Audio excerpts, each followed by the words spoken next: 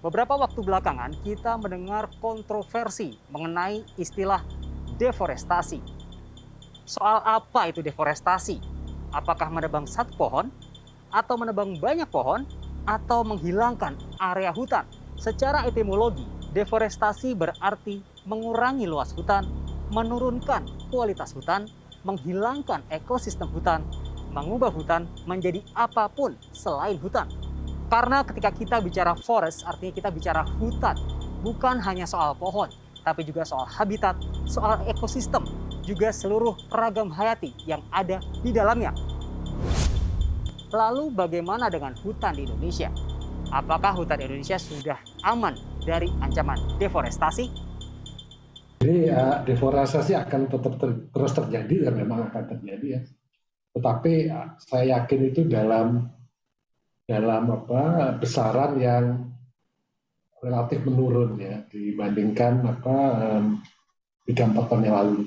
Yang sebagian itu terdeforestasi kan menjadi infrastruktur jalan gitu ya. Kemudian menjadi pertanian ya, misalkan hortikultura, jadi sawit, jadi padi ya. Termasuk yang food estate ya. Itu ada kawasan hutan juga yang food estate jadi kebun singkong ya, gengnya Kemenhan ya. Ada macam-macam ya.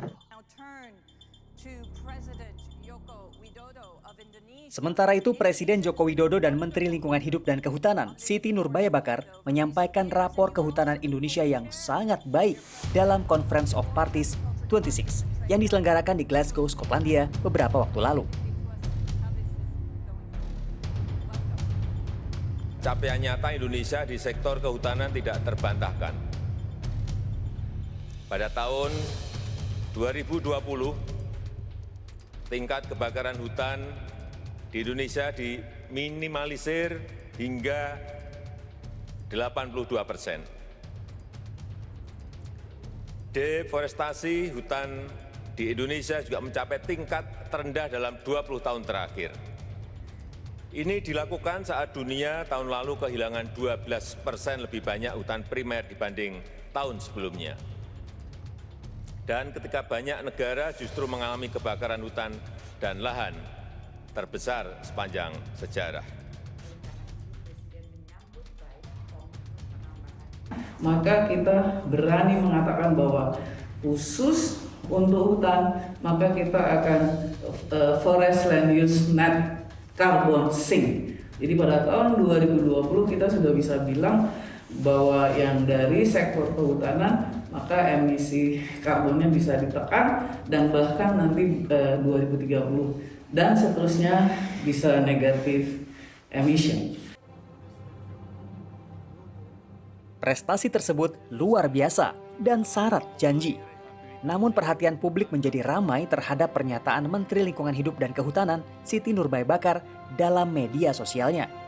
Ibu Menteri menyebutkan bahwa pembangunan Indonesia tidak boleh terganggu atau terhenti dengan alasan deforestasi juga emisi karbon. Pernyataan ini seolah menunjukkan Indonesia akan melakukan apapun demi pembangunan, termasuk deforestasi. Sejatinya pembangunan di Indonesia memiliki korelasi erat dengan deforestasi.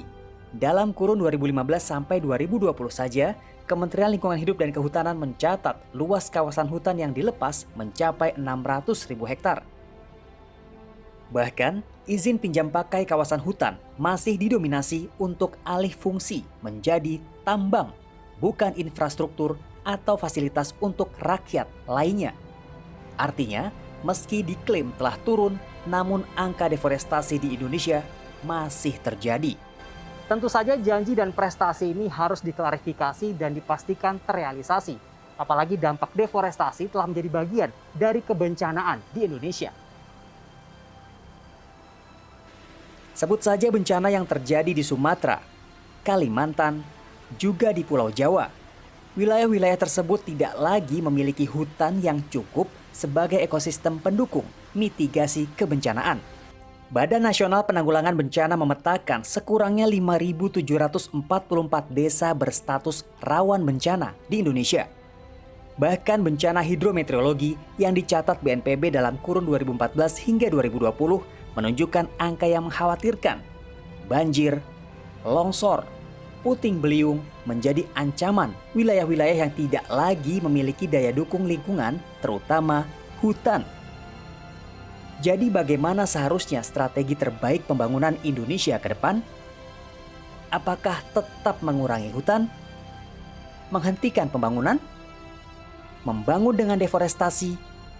Atau kita bisa membangun beriringan dengan perlindungan terhadap hutan dan alam? Agar Indonesia dapat tetap melanjutkan pembangunan dan dapat menjadi bagian dari solusi perubahan iklim. Yogi Tujuliarto, Dwi Prasetyo, Jakarta.